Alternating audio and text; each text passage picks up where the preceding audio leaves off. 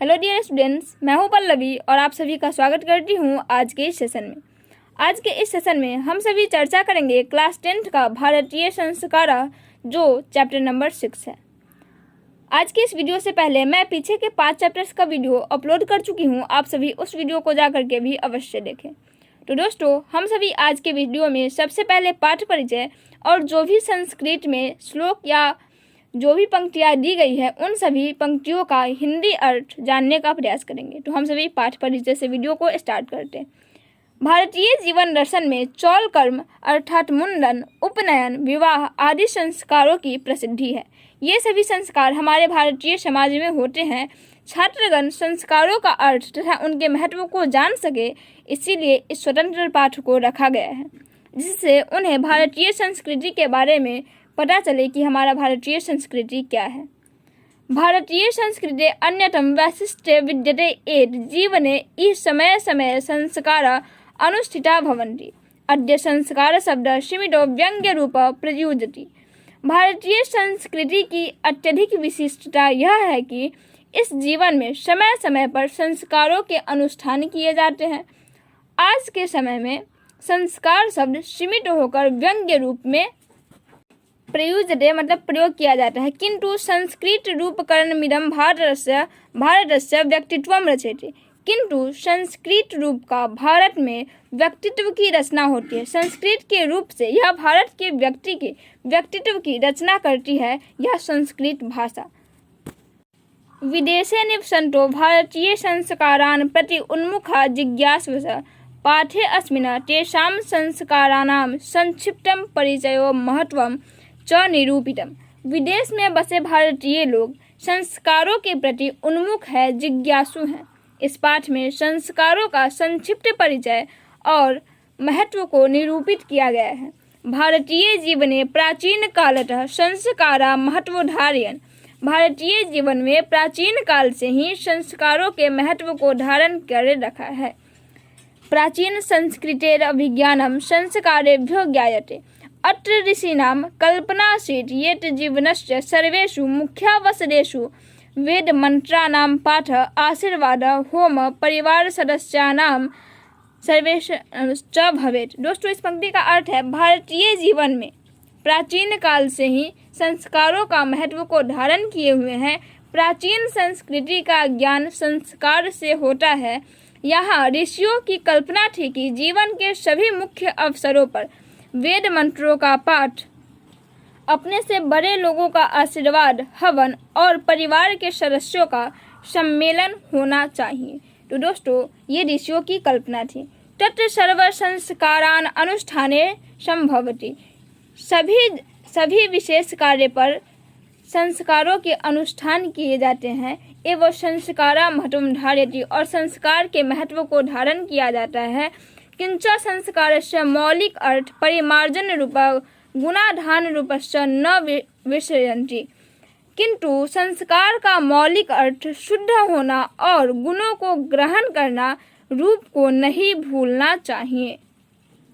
अतः संस्काराः मानवस्य क्रमशः परिमार्जने, दोषापनयने, गुणाधाने च योगदानं कुर्वन्ति। दोस्तों, इस पंक्ति का अर्थ है इसीलिए सभी संस्कार मानव के क्रम से शुद्ध करने में, दोषों को दूर करने में और गुणों को ग्रहण करने में काफ़ी महत्वपूर्ण भूमिका अदा करता है, योगदान करता है।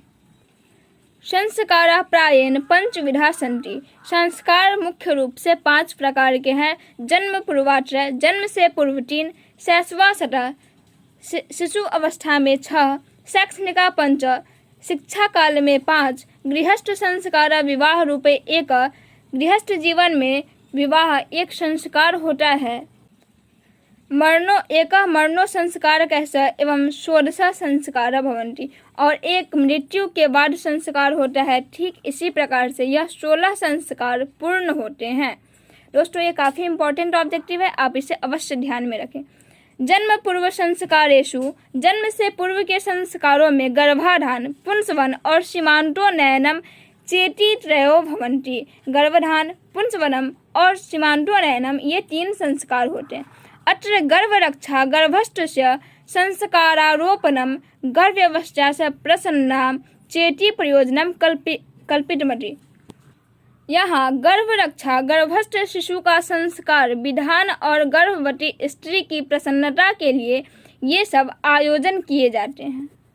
ये था हमारा जन्म से पूर्व के संस्कार। अब शिशु अवस्था में शैशव संस्कारेषु, शैशव अवस्था में, बचपन की अवस्था में जात कर्म, नामकरणम, निष्क्रमणम, अन्नप्राशनम, चूड़ाकर्म, कर्णवेधस्ति कर्मशो भवन्ति। ये सभी संस्कार क्रमशः बचपन के संस्कारों में जात कर्म, नामकरण, बाहर निकलना, निष्क्रमणम, अन्नप्राशनम, अन्न ग्रहण करना, चूड़ाकरण और कर्णवेधन, ये सभी संस्कार क्रम से किए जाते हैं। अब हम सभी चर्चा करेंगे शिक्षा काल में जो संस्कार होते हैं उसके ऊपर। शिक्षा काल में हम सभी जानते हैं कि शिक्षा काल में कुल 5 संस्कार होते हैं। शिक्षा संस्कारेषु, शिक्षा संस्कार क्या क्या है? अक्षरारंभ, अक्षर लिखना, उपनयनम, वेदारंभ, केशांत, समावर्तयन्ति, संस्कारा प्रकल्पिता। शिक्षा काल में अक्षरारंभ, उपनयन, वेदारंभ, केशांत और समावर्तन, ये 5 संस्कार होते हैं। अक्षरारंभे अक्षर लेखनम, अंक लेखनम स शिशु प्रारंभते। अक्षरारंभ या अक्षर लिखते हैं या अंक लिखते हैं शिशु, ये प्रारंभ करते हैं। अक्षरारंभ में ये बच्चा लिखना आरंभ करता है। अब ठीक इसके बाद होता है उपनयन संस्कार, जो गुरु के द्वारा शिष्य को अपने घर में लाना होता है। उपनयन संस्कार से अर्थ गुरुना शिष्य से स्वगृहे नयनम भवन्ति। गुरु द्वारा शिष्य को अपने घर में लाया जाता है। तत्र शिष्य शिक्षा नियमनाम पालयन अध्ययन करोति। वहाँ शिष्य शिक्षा के नियमों का पालन करते हुए अध्ययन करते हैं तथा ब्रह्मचर्य व्रत का पालन करते हैं। ते नियमा ब्रह्मचर्य व्रते समाविष्टा, तथा वहाँ ये सभी ब्रह्मचर्य नियम का पालन करते हैं। अब जो होता है प्राचीन काले शिष्य ब्रह्मचारी इति कथ्यते स्म, और यहाँ शिष्य ब्रह्मचारी कहे जाते हैं। गुरु गृहे एवं शिष्य वेदारंभ करोति स्म। गुरु के घर में शिष्य वेद को पढ़ने का शुरुआत करते हैं। वेदानाम महत्वम प्राचीन शिक्षायाम उत्कृष्टम मन्यते स्म। वेद का महत्व प्राचीन शिक्षा में उत्कृष्ट माना जाता है। केशांत संस्कार में गुरु के घर में ही शिष्य का प्रथम मुंडन होता है। केशांत संस्कारे गुरुगृहे एवं शिष्यस्य प्रथम क्षौर कर्म भवन्ति स्म।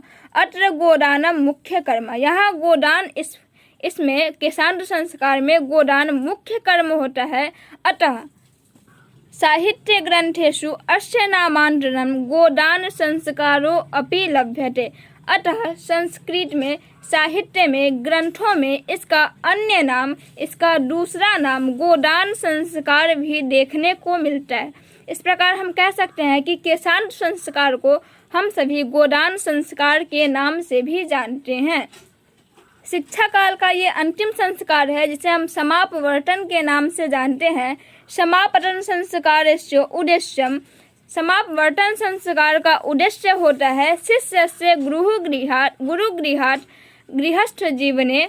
समापवर्तन संस्कार का उद्देश्य होता है शिष्य का गुरु के घर से अलग होकर गृहस्थ जीवन में प्रवेश करना।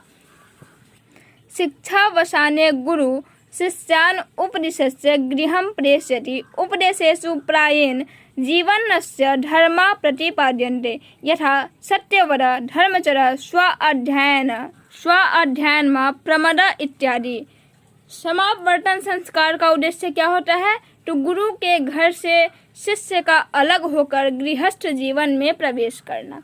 शिक्षा की समाप्ति पर गुरु शिष्य को यह उपदेश देकर भेजते हैं कि उपदेशों में प्रायः जीवन के कर्तव्यों को गुरु द्वारा बताया जाता है, जैसे कि सत्य बोलो, धर्म का आचरण करो और अपने विद्या पर, अपने अध्ययन पर कभी भी घमंड मत करो। विवाह संस्कार पूर्वकमेव मनुष्य वस्तुतः गृहस्थ जीवनम प्रविशति। विवाह संस्कार से पूर्व मनुष्य को गृहस्थ जीवन में प्रवेश कराना। विवाह पवित्र संस्कार मत यत्रम। विवाह को पवित्र संस्कार माना जाता है। इसमें अनेक प्रकार के कर्म कांड होते हैं। वो कौन कौन से होते हैं अब हम सभी आगे जानेंगे। यत्र नाना विधानि कर्मकांडानि भवन्ति, यहाँ नाना प्रकार के कर्मकांड होते हैं, अनेकों प्रकार के, जैसे वाग्दानम, मंडप निर्माणम, वधू गृह वर पक्षस्य स्वागतम, वर वधू परस्परम निरीक्षणम, कन्यादानम, अग्नि स्थापनम, पानी ग्रहणम, लाजा होम, सप्तपदी, सिंदूर दानम इत्यादि। तो दोस्तों, विवाह संस्कार में ये सभी कर्मकांड होते हैं, जिसमें वाग्दान, मंडप निर्माण, वधू के घर वर पक्ष का स्वागत, वर वधू का निरीक्षण, कन्यादान, अग्नि की स्थापना, पानी ग्रहण, धान के लावे से हवन, सप्तपदी और सिंदूर दान इत्यादि जैसे कर्मकांड अनेक प्रकार से शादी संपन्न होता है। सर्वत्र समान रूपेण विवाह संस्कारस्य प्रायेण आयोजनं भवन्ति। तदनन्तरं गर्भाधानदया संस्कारः पुनरावर्तते, जीवनचक्रं च भ्रमति। मरणानन्तरम् अंत्येष्टि संस्कारः अनुष्ठ्यते। एवं भारतीय जीवन दर्शनस्य महत्वपूर्ण उपादानं संस्कारः इति। दोस्तों, इस पंक्ति का हिंदी अर्थ है वैवाहिक परंपरा सभी जगह एक जैसा ही है। इसके बाद गर्भाधान संस्कार तथा अन्य संस्कार होते हैं। मृत्यु के बाद दाह संस्कार किया जाता है।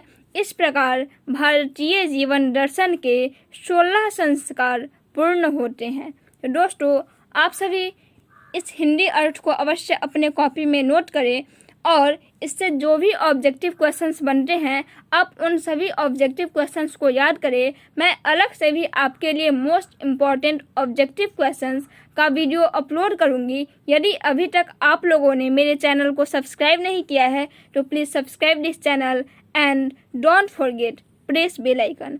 Thanks for watching my video. Thank you so much.